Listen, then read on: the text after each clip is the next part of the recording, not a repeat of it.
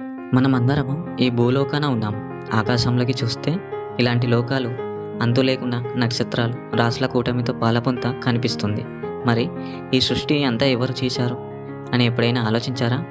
మనము ఎవరము? మనల్ని ఈ లోకాన పడేసిన వారెవరు? మనం ఎందుకు కనపడకుండా పోతాం? మన తాతలు, ముత్తాతలు ఇట్లాగే పోయారు కదా! ఇదంతా ఏం విచిత్రం? ఎవరు ఈ సృష్టి రహస్యాలను తెలుపగలరు అని ఎప్పుడైనా ప్రశ్నించుకున్నారా? అయితే చూద్దాం.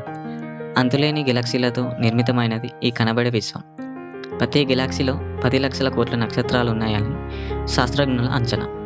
విశ్వంలో ఎన్నో సూర్య కుటుంబాలు ఉన్నాయి. ప్రతి గెలాక్సీ మధ్య సుమారు 300 కోట్ల కాంతి సంవత్సరాలు దూరం ఉంటుంది. మనది పాలపుంత. మన దగ్గరలోని గెలాక్సీలు ఆండ్రోమేడా, గ్రేట్ బేర్, బోట్స్, విరిడ్లిం. వీటిని మన భాషలో రాశుల రూపంలో చూస్తాం.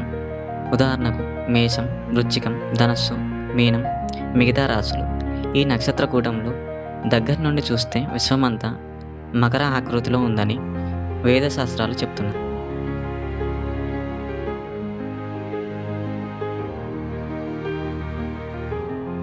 యూరప్, అమెరికా దేశాల ఖగోళ శాస్త్రజ్ఞులు ఇప్పుడిప్పుడే కొద్దిగా గ్రహించగలుగుతున్నారు.